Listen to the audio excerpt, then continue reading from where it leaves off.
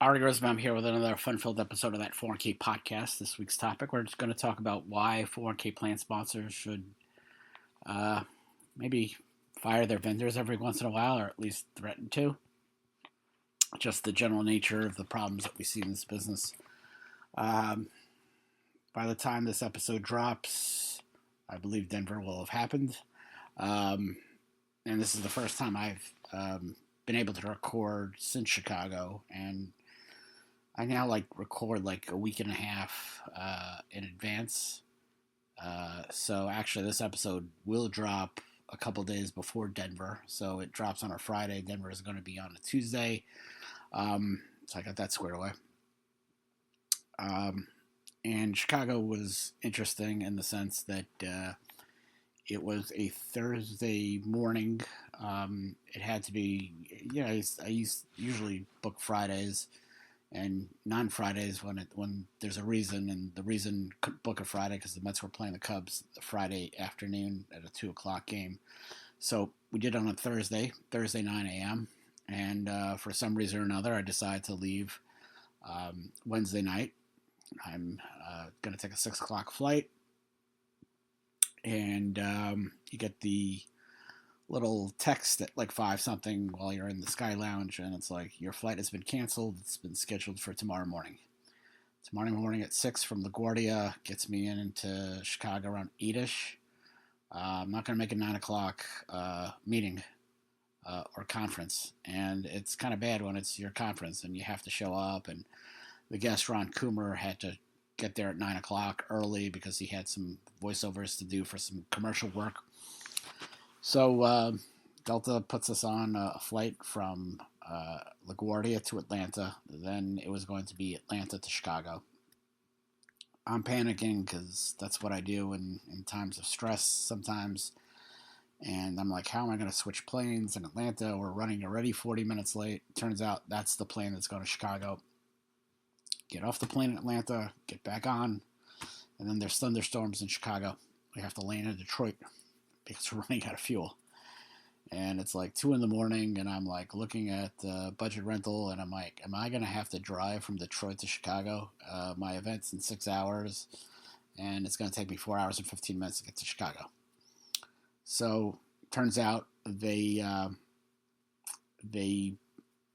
were able to make it out, and I think I get to Chicago 3 o'clock in the morning, and I have an event at 9. So that was a kind of hectic day, but it worked out. People had a fun time. It was a great event. Attendance should have been better, but attendance should always be better, as far as I'm concerned.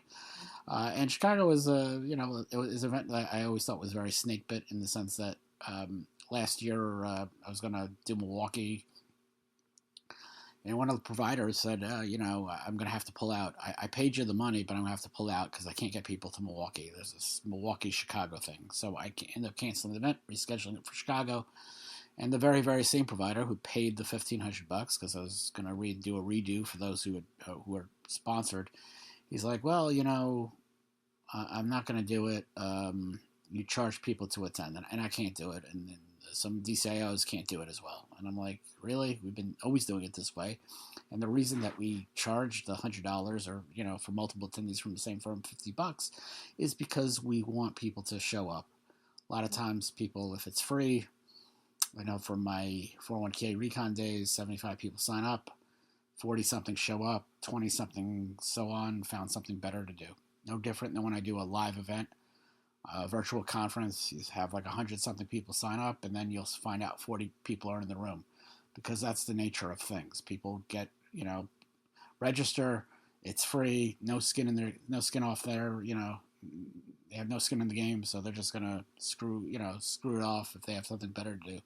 No different than when the Mets a few weeks back, because of bad weather, whatever, they were offering free tickets for people in the 500 section. So what the tickets were, I'm like, I don't need to go. It turns out that 58% of the people that signed up for the free ticket offer did not actually attend the game. And that's what happens with free events. So we don't do free events. So again, if you hear this episode on a Friday, and Tuesday, May 5th, Denver, Colorado, Coors Field, And you can sign up at that 401ksite.com. We'll have the date for the virtual conference and figure out what we're going to do for the rest of the year. Maybe nothing, maybe something. We'll see what happens. But let's get to the topic at hand. I wasted 5 minutes on this. But one of the most common mistakes I see from plan sponsors is kind of vendor inertia. They hire the plan provider, and everybody's happy for a few years, and then it continues for a decade or two or whatever it is, and they're just static arrangements. There really is no change because for some reason the plan sponsors have loyalty to their vendors, which I never understand. That I use the same mechanic for the last 29 years. Because the guy, Ralph, is honest. I actually had to take the car in this morning because I got a flat tire in Levittown.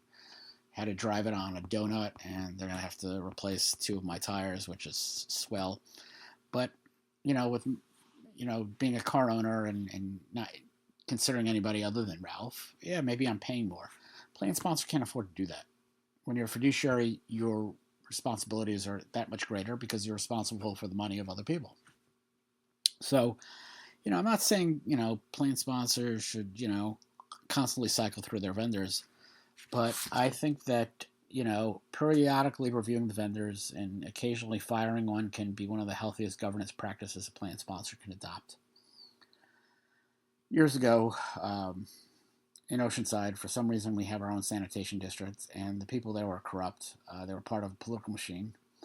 And when Hurricane Sandy hit, they didn't take the garbage trucks to higher ground, and so therefore a lot of the trucks were flooded and destroyed. And the neighborhood looked like something out of like a third world country with garbage piled high. Looked terrible. And eventually, some people took on the machine and won. And when they eventually took over, I suggested that they get rid of the employees that were part of the machine. No. We don't want to change anything, blah, blah, blah, blah, blah. And I said, all you have to do is fire one person. It's a kick. It's a kick to the other ones that they have to walk the straight and narrow. And, of course, they didn't listen to me, and they did eventually fire one of them, and she sued for sexual harassment and got a nice settlement out of it. A lot of times, threatening to fire somebody is a good kick in the rear end. And too often in this business, we don't do that to people. Just read a book about George Steinbrenner, and he'd fire people left and right. That never made any sense to me.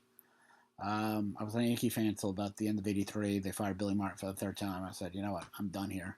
And the Mets were on the rise. But, vendor relationships are not really marriages, so I don't understand why plan sponsors are just, opposed to, change. The saying that we've always used them. Yeah, I've always used Ralph, but again, I'm not a plan fiduciary here. I'm a car owner. Under ERISA, plan sponsors have a duty to ensure that their plan receives reasonable services at a reasonable cost. That obligation doesn't disappear just because the vendor has been around forever and knew when your kids were younger.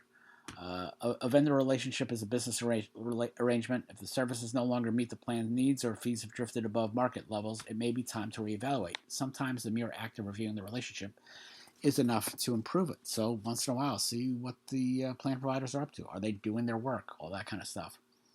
One of the easiest ways to check out vendors' performance is through benchmarking. Every few years, see what the plan providers are charging and see whether it's reasonable for the services provided by checking out what other providers charge for similar services. You could take the 401k averages book. That's pretty good. That could give you a guesstimate. I've always said with my house, we had a bad run with home improvement people. And there's two brothers that we used, and, we didn't know we were getting ripped off until afterwards, until we started checking around and seeing what other people charged. Technology may have advanced dramatically since, the vendor got hired. There's new reporting tools, participant education resources, cybersecurity, and all that stuff. I work for a TPA.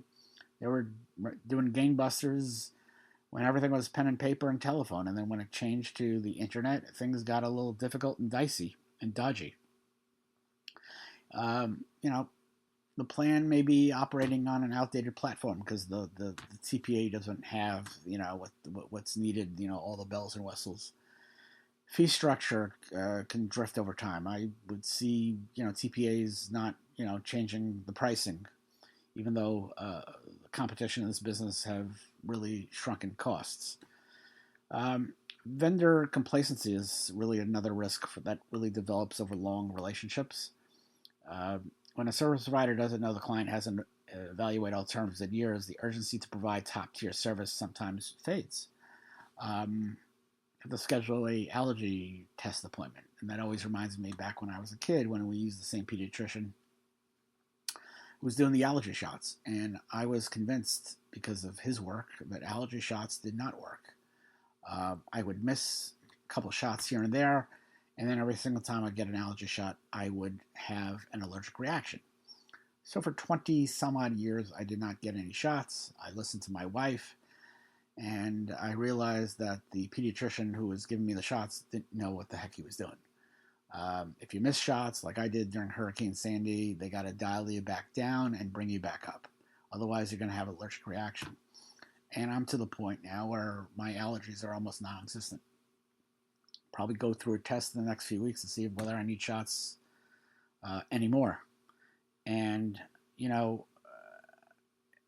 there's a comfort level, and that's a problem for a plan sponsor when the plan vendor is comfortable. You know, introducing the possibility of competition really will change that dynamic very, very quickly. When providers understand that plan sponsors are, actively monitoring their service levels and reviewing alternatives, they, seem to get better. Always reminds me what the WFA caller said to Davey Johnson, who was the manager of the Mets: "You're hired to be fired." And vendors need to understand that. It's really amazing what a little healthy competition can do for a plan provider. Um, you know, there's a value with a request for proposal, that whole RFP. It's consideration for plan sponsors. It allows them to compare multiple vendors across several important factors. Even if the existing vendor ultimately keeps their job, the process produces some great insight, and great insight really goes a long way. Sponsors learn how the market has truly evolved. Every single time I rent a car, I realize that my 13-year-old cars are missing a few things, like those little red lights in the side mirrors. The back camera is always great. I have a back camera in my Prius, but nothing like I've seen in some of these SUVs. But sponsors, understand, the new features available to participants and whatnot. The process for an RFP really will demonstrate that the plan committee is fulfilling its fiduciary duty to monitor service providers, which is, I think, a thing that plan sponsors really do not do on the small and micro plan level. Documentation of the process can be invaluable if regulators ever ask questions about vendor oversight.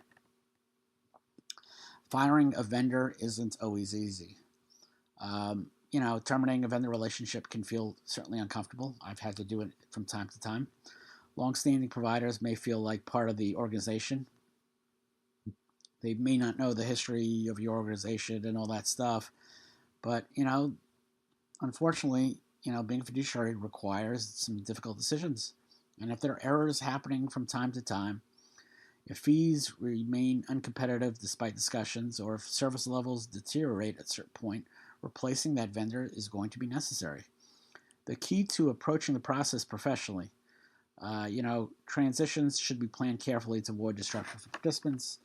I've tried that from time to time.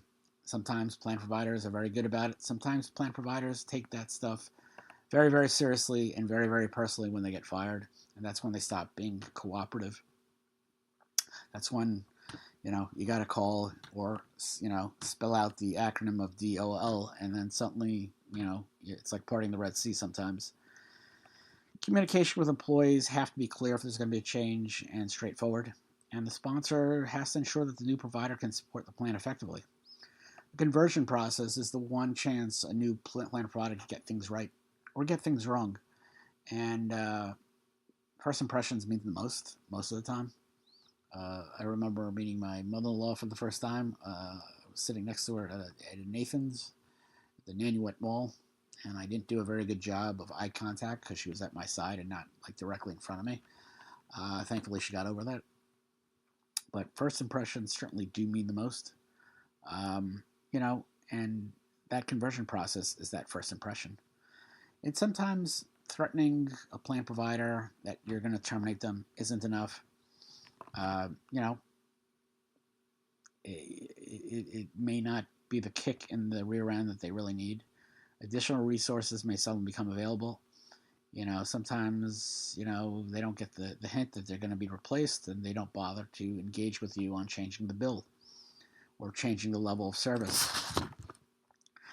Uh, Ultimatums, to me, have to be credible. Ultimatums have to be acted out. And I rarely give ultimatums in life, but I've always insisted that if you give an ultimatum and you don't act on it, then your word isn't good, and they won't take you seriously again. So, years ago when I was at the synagogue and I got into a dispute, and the former president was coming back as a vice president, and he was a narcissist, and he was just terrible what he did. And I just basically said to the nominating committee, you got a choice. I'm going to withdraw my name from renomination as vice president if you're not going to withdraw his nomination. They didn't, and I withdrew my nomination and pretty much quit the synagogue pretty soon after. Your word has to mean something, and ultimatums have to be acted upon. Don't make threats if you're not willing to act on them, because it makes you look weak if you don't pull the trigger. And, when I was working as an employee once, threats were made against me by a former employer, and I threatened them back. And when they came after me at work, I made sure that I was going to carry out my threat after they attacked me first. Because in the end, your word is your bonds, and they don't take you. They think you're a joke if they don't take you seriously. And thankfully, I exercised that threat, and the Department of Labor did, put one auditor out of business for good. They took a lifetime ban from auditing retirement plans as a result. It's important that plan sponsors are willing to explore other options if the current vendor doesn't want to respond appropriately to these threats. It's important to remember that vendor oversight isn't just about fees or technology. It's about participants. Employees rely on the retirement plan to help them prepare for financial security after their working years end. Poor service, operational errors, or outdated systems can certainly affect participant outcomes. When plan sponsors periodically review their vendors, they're ultimately protecting the interests of those employees. That's exactly what ERISA expects fiduciaries to do. At the end of the day, firing vendors shouldn't be seen as a sign that something has gone terribly wrong. Instead, it should be viewed as a natural part of response plan governance. Markets change, technology improves, service models evolve. Vendors that were once the best choice may not remain the best choice forever. Plan sponsors periodically evaluate their providers, and who aren't afraid to make changes when necessary are fulfilling one of the most important aspects of their fiduciary role. And, sometimes, you got to remind vendors here and there that they can be replaced. And it's important that, it's not just about technology, it's about participants.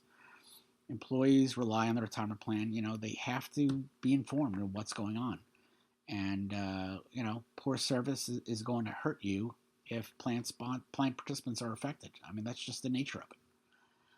So, hope you enjoyed that episode of that 401k podcast. And go to that 401ksite.com. And of course, the books are available on Amazon, Kindle, paperback, that 401k plan provider handbook, as well as Full Circle. Again, like I said, both available for purchase. And tune in next week for another fun-filled episode of that 401k podcast. Take care. Bye.